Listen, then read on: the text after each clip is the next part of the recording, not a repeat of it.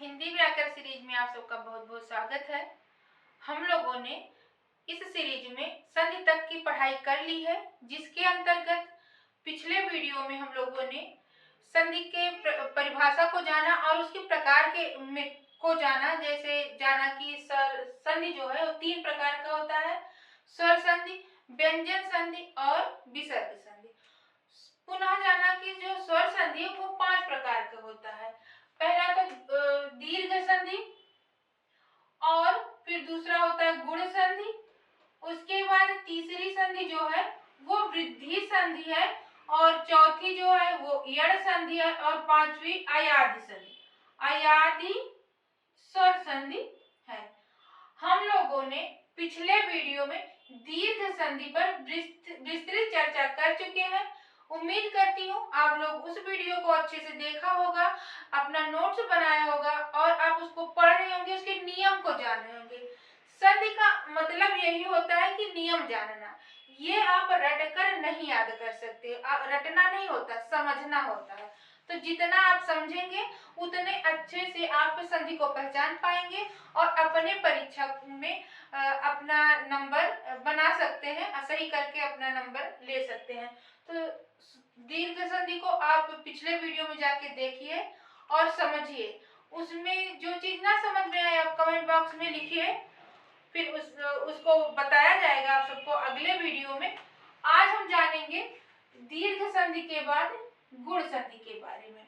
ये जो गुण संधि है ये स्वर संधि के अंतर्गत आता है। हम लोगों ने जैसे जाना जो स्वर संधि है, और स्वर संधि क्या है, वो स्वरों का मेल कराता है। और कौन सा स्वर होता है? स्वर हम लोग जानते हैं 11 स्वर होते हैं, इन्हीं 11 स्वरों का मेल होता है स्वर संधि के अंतर्गत। तो दीर्घ में दीर्घ आ और दीर्घ ई और दीर्घ उ का निर्माण हो चुका है। आज हम जानेंगे गुण संधि के अंतर्गत कौन कौन से वर्णों का निर्माण हो रहा है और किन वर्णों के मिलने से हो रहा है। तो इसकी परिभाषा जो उसको जानते हैं। परिभाषा क्या कह रहा है? यदि आ के बाद ई, आ मतलब ह्रस्व या दीर्घ आ के बाद ह्रस्व ई या दीर्घ ई आए, या ह्रस्व उ या दीर्घ उ आए, या री आए, तो स्वर आते हैं, तो दोनों वर्ण आपस में मिलकर क्रमशः ए, ओ और अर हो जाता है। इससे बनने वाली संधि को गुण संधि, जिससे बनने वाली जो संधि होती है वो गुण संधि कहलाती है। क्या कह रहा है कि यदि, यहां से देखिए ये सूत्र, आप इसको ध्यान दीजिएगा, ये सूत्र है इसका, यहां से ध्यान दीजिएगा और इसको अपने मन में एकदम से बैठा लीजिए। यही आपको जो है संधि का पहचान करवाएगा। जैसे कह रहा है, ये परिभाषा क्या कह रहा है? आए, ये आगे, यानी कभी भी जो संधि होती है वो दो शब्दों के बीच में, दो शब्द होते हैं, दो शब्द होंगे, इन शब्दों के बीच में, दो शब्दों के बीच में, यानी कि बीच में होता है, बीच में होती है। कहने का अर्थ है जैसे दो शब्द जो होंगे, दो शब्द कैसे होते हैं? सार्थक शब्द होते हैं। ये भी ध्यान देने वाली बात है कि जब भी संधि होगी तो दो सार्थक शब्दों में होगी। पहला शब्द के अंतिम वर्ण, पहले शब्द का अंतिम वर्ण होता है, और दूसरे शब्द का प्रथम वर्ण, दूसरे शब्द का प्रथम वर्ण होता है, और दोनों मिलकर संधि का निर्माण करते हैं। इस सब के बारे में हम लोगों ने पिछले वीडियो में अच्छे से चर्चा कर चुके हैं। तो यहाँ यही कह रहा है कि अगर प्रथम वर्ण का अंतिम, यानी प्रथम शब्द का अंतिम वर्ण आ हो, उसके बाद ई आए, यानी ह्रस्व ई हो या दीर्घ ई हो, या ह्रस्व उ हो या दीर्घ उ हो, ह्रस्व उ हो या दीर्घ उ हो।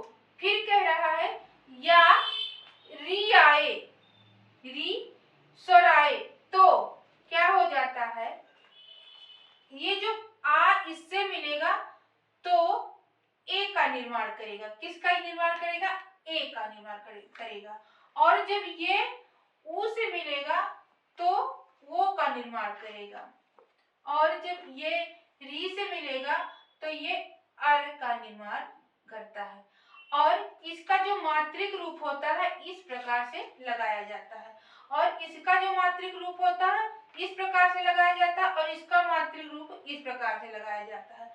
कहने का अर्थ यह है कि जब ये दोनों वर्ण आपस में मिलेंगे तो किसका निर्माण होगा, ए का, और जब आ के बाद उ आएगा तो किसका निर्माण होगा, ओ का, और जब आ का री से मेल होगा तो किसका निर्माण होगा, अर का।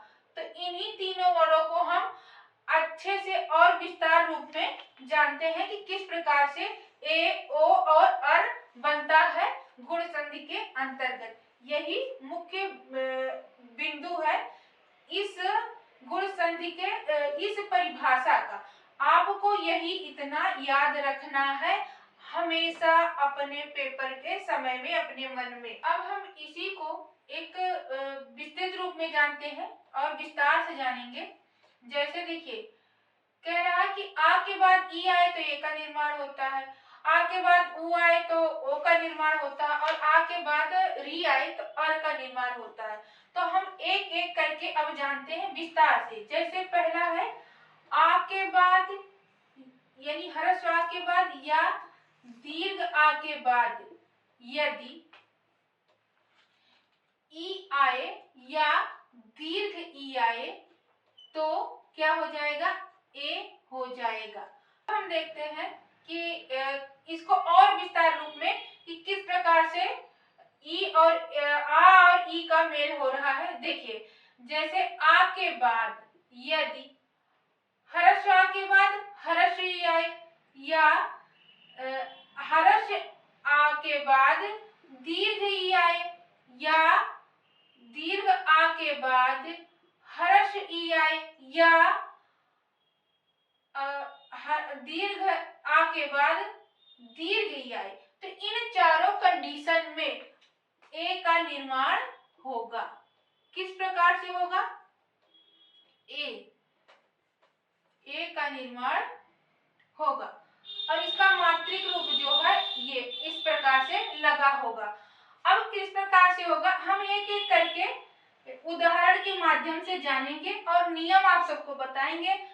उसी प्रकार से आप लोग अन्य शब्दों को भी बना सकेंगे। इन चारों को एक एक करके हम नियम के रूप में जानते हैं कि किस प्रकार से बनेगा। इसको ध्यान में रखिएगा कि ह्रस्व आ के आए हो या दीर्घ आ हो या ह्रस्व ई हो या दीर्घ ई हो, अगर आ के बाद ई आ रहा है तो ये का ही निर्माण होगा। बस इतना ही आपको ध्यान रखना है, और उसमें ये वाली चोटी आपकी लगी होगी यानी सिंगल, तो इसको ध्यान रखिएगा। अब हम इन चारों को इन उदाहरण के माध्यम से जानेंगे कि किस प्रकार से गुण संधि बन रहा है। यानी आ के बाद अगर ई आए तो भी गुण संधि, आ के बाद अगर दीर्घ ई आए तो भी गुण संधि, और दीर्घ आ के बाद ह्रस्व ई आए तो भी गुण संधि, और दीर्घ आ के बाद अगर दीर्घ ई आए तो भी गुण संधि होगा। और ये चारों मिलकर किसका, ए का निर्माण करेगा। और ए का जो मात्रिक चिन्ह है वो क्या है, ए है। तो इसको हमको किस प्रकार से निकालना है हम इन उदाहरणों के माध्यम से जानेंगे। देखिए, इसमें एक शब्द है सुर और दूसरा शब्द है इंद्र। तो हम यहाँ से वर्ण निकाल लेंगे और एक शब्द बनाएंगे, तो उसमें जो बनेगा वो गुण संधि होगा। कैसे होगा, देखिए यहाँ पर जैसे सुर शब्द है तो हम जानते हैं जो ह्रस्व आ होता है, यहाँ ह्रस्व और ह्रस्व ई के मेल से बनाना है हमको गुण संधि को। तो यहाँ से हम जब निकालते हैं तो ह्रस्व आ निकल कर चला आता है। उसके बाद यहाँ से ई को हम यहाँ निकाल लेते हैं, ह्रस्व ई को, और दोनों को मिला देते हैं। फिर जो शब्द बना होता उसको भी हम यहाँ उतार, इन दोनों को जब हम मिलाएंगे तो यहाँ पे क्या बन जाएगा, नियम के अनुसार यहाँ पर क्या बनेगा, ए बन जाएगा। और इसका जो मात्रिक चिन्ह है ये चोटी वाला है। अब हम क्या करेंगे, जो यहाँ शब्द बचे हुए हैं, जो यहाँ इन शब्द के अंश बचे हुए उनको हम उतार लेते हैं। इस प्रकार से नीचे उतारते हैं तो क्या बचा है, सुर बचा है और रा में जो है हलंत लगा है, क्योंकि उसमें से जो ये हर्ष आ है हम निकाल चुके हैं। और उसके बाद यहाँ क्या बचा है, इसका जो टुकड़ा बचा है या जो इसका अंश बचा है उसको भी हम यहाँ उतार देते हैं। और हमने इसके पहले वाले वीडियो में ये पढ़ लिया है कि जो ये मात्रा होता है ये अपने आगे वाले शब्द के साथ जुड़ता है, यानी कि जो ये रा है इसी पे ये मात्रा जुड़ेगा। मात्रा कौन सा है, इसका ये वाला है, और इसके आगे जो ये है इसको यहाँ पर उतार लेते हैं। तो और जो ये है इसको भी यहाँ जोड़ देते हैं, तो क्या बन जाएगा, सुरेंद्र। यानी इस हरस और हरस ई के मेल से कौन सा शब्द बना, सुरेंद्र। तो इस सुरेंद्र में कौन सा संधि है, दीर्घ संधि है। यहाँ जो ये मेल हो रहा है इसी मेल को हम दीर्घ संधि कहेंगे। इसी मेल को हम क्या कहेंगे, गुण संधि कहेंगे। इसी मेल को, यही गुण संधि का मेल है और जिसका चिन्ह ए है। अब हम जानते हैं कि हरस आ और दीर्घ ई के मेल से किस प्रकार ए का निर्माण होता है और दीर्घ संधि बनता है। अब देखते हैं, यहाँ पे देखिए हरस आ को हमने निकाल लिया और उसके बाद यहाँ पर दीर्घ ई को भी हम उतार लेते हैं और दोनों का जब मेल कराते हैं तो नियम के तहत ए बन गया। अब हम क्या करेंगे, ऊपर का जो शब्द है उसको भी यहाँ उतार लेते हैं, लेकिन हलंत के साथ उतारेंगे और इसको हम जोड़ देते हैं और जो यहाँ शब्द बचा है उसको भी यहाँ उतार लेंगे। और नियम के तहत इसका जो चिन्ह होता है ए का वो इस प्रकार से लगता है। तो ये कहाँ लगेगा, ये अपने आगे वाले शब्द के वर्ण के साथ लगेगा। तो इस वर्ण को जो हम यहाँ उतारेंगे तो यही लिखेंगे और ये जो उसके आगे का शब्द इसको भी उतार लेते हैं और प्लस सा है तो यहाँ उसको भी उतार लेंगे। तो इस प्रकार से नरेश, नरेश जो शब्द बना वो क्या है, गुण संधि है। नरेश शब्द में कौन सी संधि है, गुण संधि है और यहाँ जो ये मेल हो रहा है यही गुण संधि का मेल है। तो इस प्रकार से यहाँ पर गुण संधि बन गया और नरेश हुआ, सुरेंद्र हुआ, इसमें कौन सी संधि है, गुण संधि है।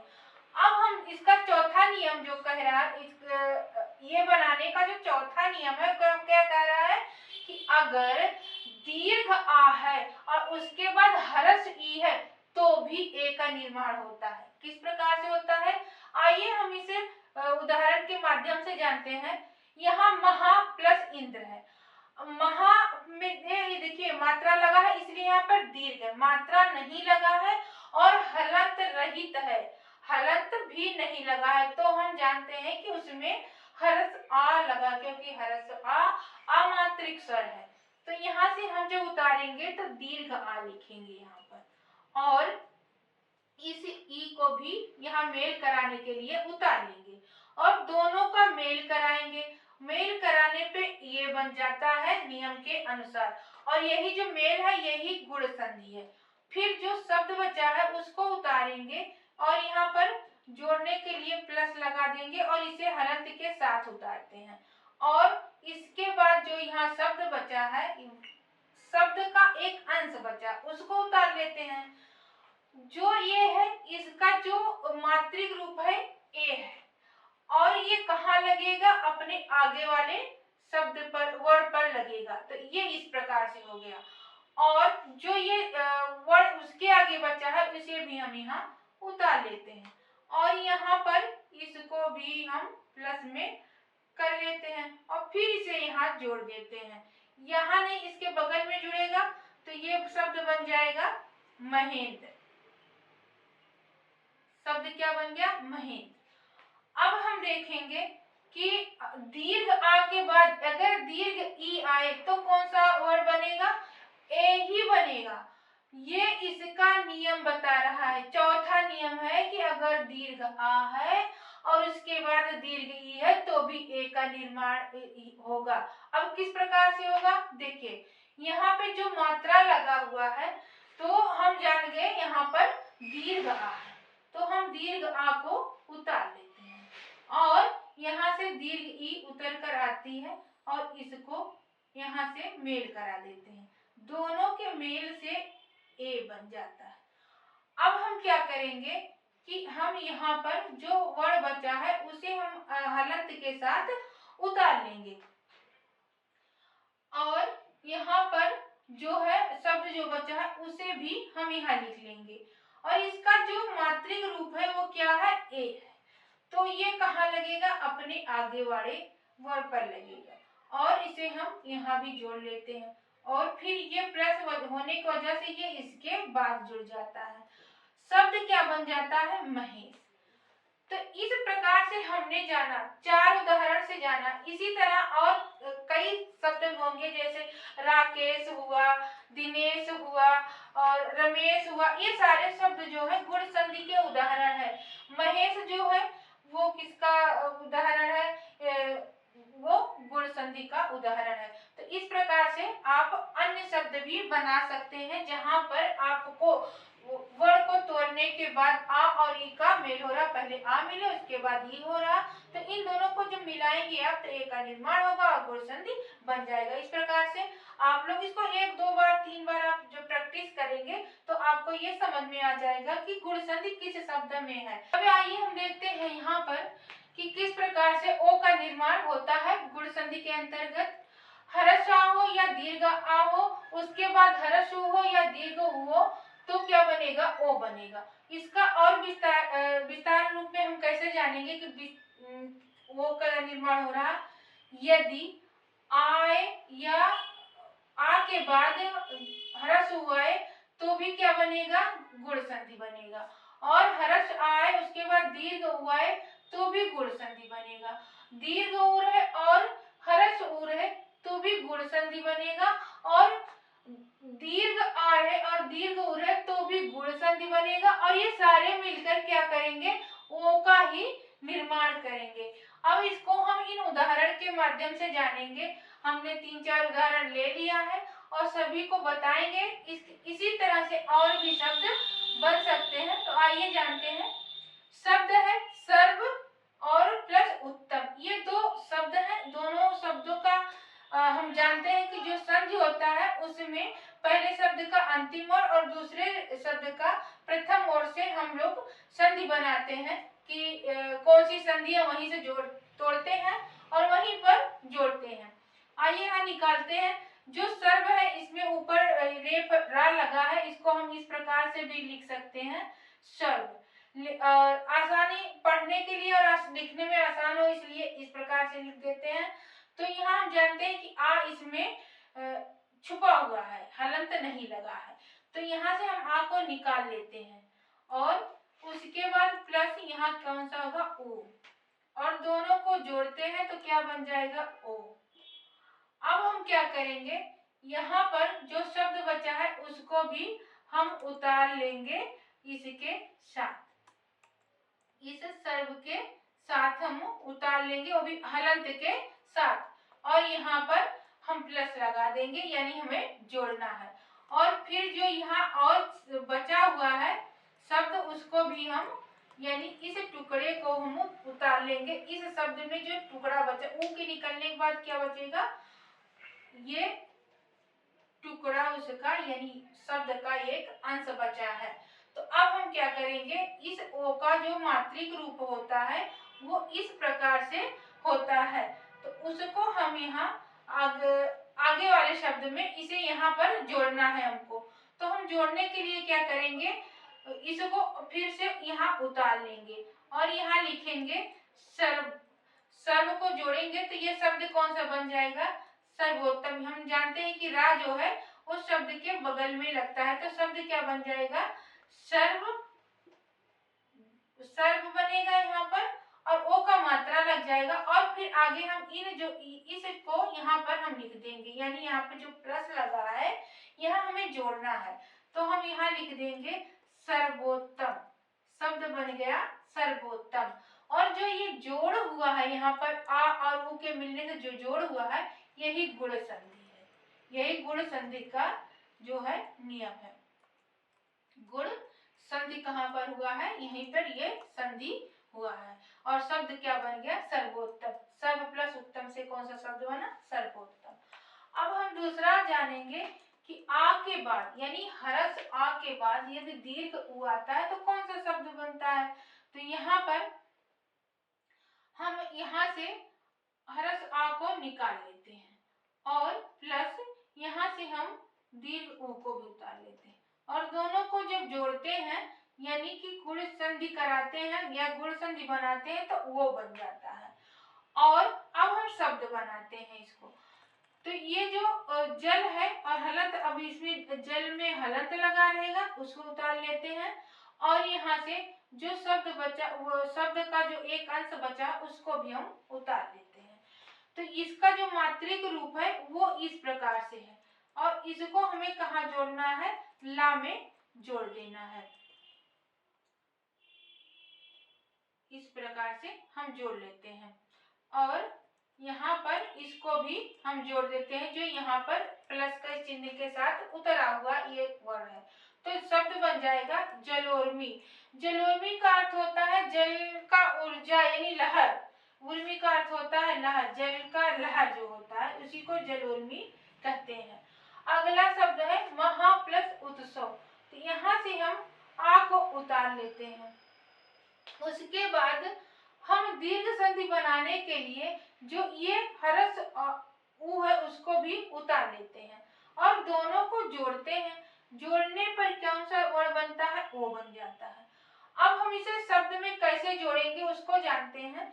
देखिए यहाँ से जब हम यहाँ आ उतार लिए हैं तो यहाँ कौन सा शब्द बचा है, माँ और हा बचा भी हलंत के साथ बचा है और इसके प्लस यहाँ पर ये जो उसका अंश बचा है, शब्द का टुकड़ा है, उसको भी हम यहाँ पर ये उतार लेते हैं और फिर ये पहले इसको इसमें जोड़ते हैं। तो जोड़ने के लिए क्या करना होगा, इसके मात्रिक रूप को हमको ले आना है। तो मात्रिक रूप ये होता है और जब इस मात्रिक रूप इसमें जुड़ेगा तो यहाँ से जो हलंत है वो हट जाएगा। तो क्या हो जाएगा, महो, महो हो जाएगा। और जो ये टुकड़ा यहाँ जो हम जोड़ते हैं तो शब्द क्या बन जाएगा, महोत्सव। यानी कि दीर्घ आ और महा प्लस उत्सव से क्या बन गया, महोत्सव। यहाँ दीर्घ आ था और यहाँ हरस उ था, दोनों के मेल से वो हुआ और इस प्रकार से महोत्सव शब्द बन गया दीर्घ गुण संधि के अंतर्गत। अब हम जानेंगे दीर्घ आ हो और उसके बाद दीर्घ उ हो तो क्या बनेगा, कैसे बनेगा और कौन सी संधि होगी। तो आइए जानते हैं। देखिए यहाँ जो महा है इसमें दीर्घ आ है तो हम उतार लेते हैं, दीर्घ आ को उसमें से निकाल लेते हैं।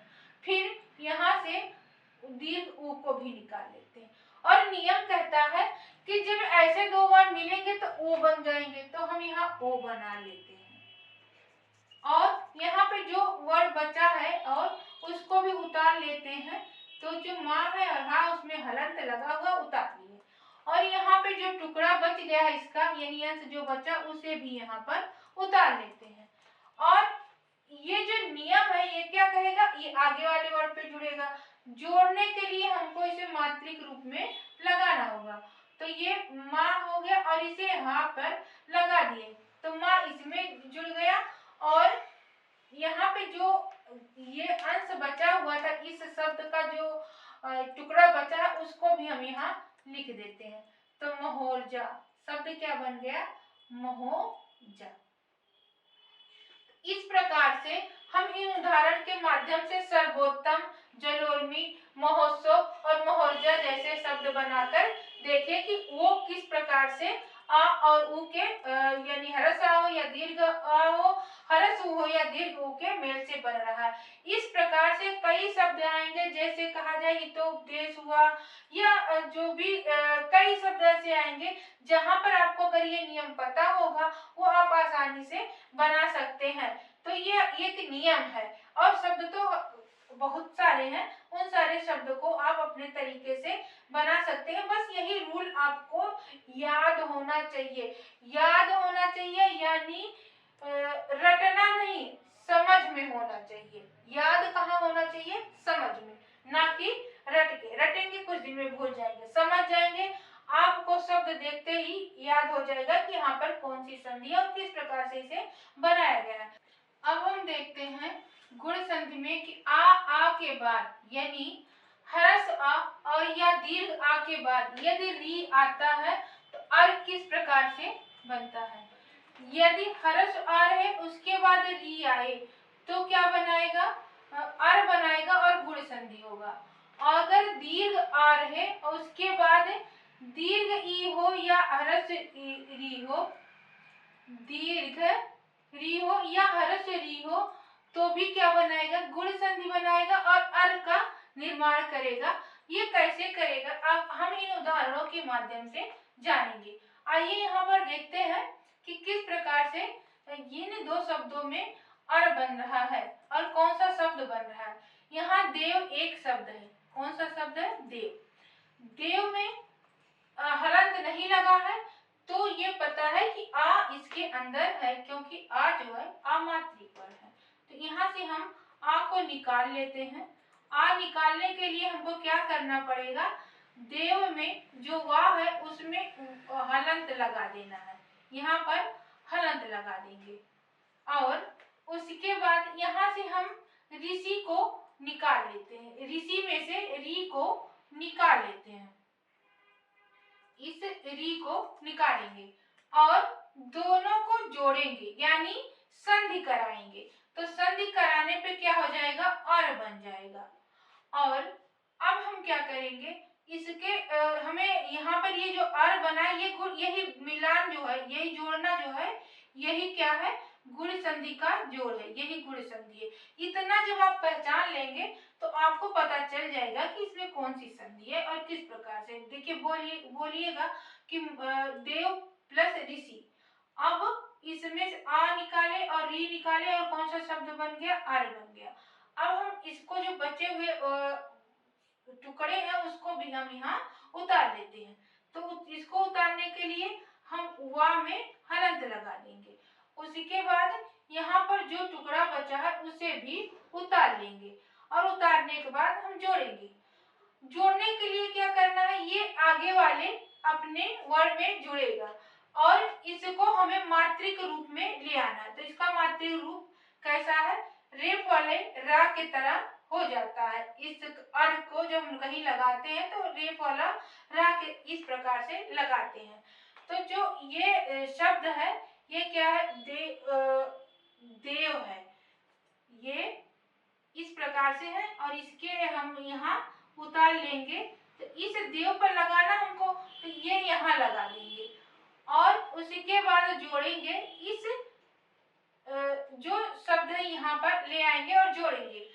तो एक नियम है, जो ये रेफ वाला रा है ये मात्रा के बाद लगता है। अब यानी कि जब जैसे यहाँ ई लगा है तो यहाँ पे जिस वर्ड पे मात्रा लगेगा वहां पर लगाना है हमको।